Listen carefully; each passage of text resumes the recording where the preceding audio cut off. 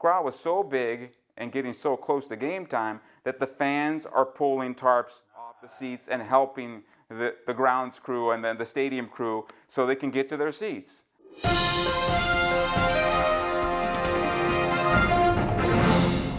1996, the first game certainly sticks out at the Rose Bowl because I'm sitting in the PA booth with Danny Villanueva, who's one of the owners of the Galaxy at the time, and that's how it was. I mean, the owner was right next to me. The staff was very small, and we're going through the script, and I'm asking him about what do you expect tonight, fan-wise, because that's what we talked about for many years in soccer is attendance, attendance, attendance. And he's expecting 30,000, and the Rose Bowl's all tarped off like MLS had their big stadiums tarped off back then. And suddenly we start seeing some tarps coming off, being pulled off the seats. And we're wondering, okay, well, maybe there's a bigger crowd than 30,000. The crowd was so big and getting so close to game time that the fans are pulling tarps off the seats and helping the grounds crew and then the stadium crew so they can get to their seats. Well, 69,000 and change are on hand for the game. That's the announced crowd there. But there were thousands of people more still outside, not able to get into the building until at least the second half. And so that's memory number one. The first championship win in 2002 when Carlos Ruiz scores the goal. And I kind of lose my mind a little bit. Rick Davis starts laughing. In fact, he started laughing so much that he played the soundbite back in the locker room for the players after the game, and they all started laughing too.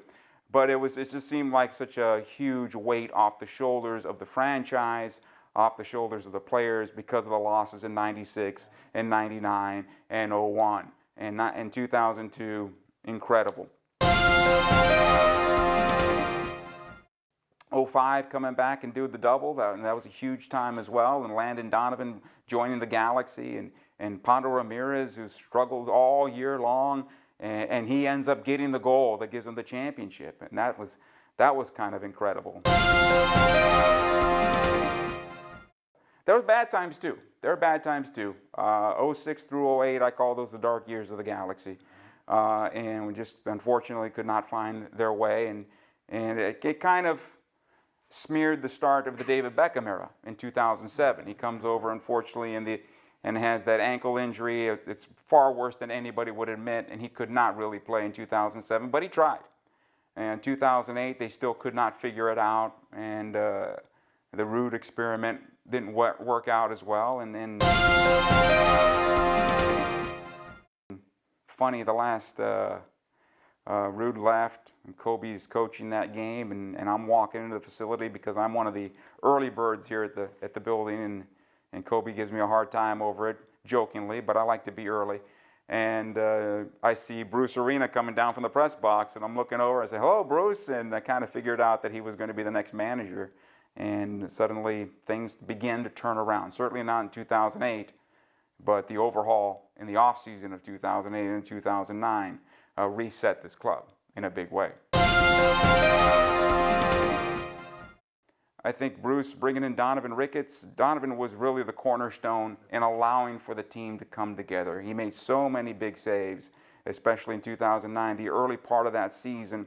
If you go back and remember, they had a bunch of ties because of what Donovan Ricketts was doing in goal, because the team had yet to gel. You had Omar Gonzalez being tutored by Greg Berhalter. You had a defense that wasn't quite there yet. And while the Galaxy weren't scored upon all that much, that had a lot to do with what Donovan Ricketts was doing that season. And then finally they got their feet and started playing well. They were the hottest team heading into the playoffs. And unfortunately, the final ended in penalty kicks. Guys that don't miss the frame, miss the frame. Yeah. And Nick Raimondo.